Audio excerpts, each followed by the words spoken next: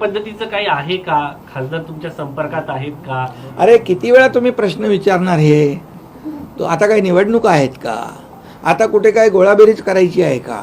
काहीच नसताना हा प्रश्न तुम्ही वारंवार का विचारताय? हा प्रश्न आता बोतट झालाय. संख्या केंद्रीय पूर्ण मंत्रिमंडळाच्या होत विस्तार- केंद्रीय मंत्रिमंडळाच्या विस्ताराच्या पार्श्वभूमीवर संख्याबळ पूर्ण होत नाहीये का? त्यामुळं ऑपरेशन इकडे टायगर पूर्ण मेजॉरिटी आहे, संपूर्ण मजबूतीचं बहुमत आहे. त्यामुळे असं कुठलंही काही करण्याची आवश्यकता तुम्ही नाही. ऑपरेशन टायगर राबवणार नाही भविष्यामध्ये त्यांच्या खासदार? तुम्ही हा प्रश्न किती वेळ, तुमच्याकडे सगळे प्रश्न संपले का? नाही आता प्रधानमंत्री मोदीजींचं अभिनंदन आज होतंय, हा देशाचा अभिमान आहे.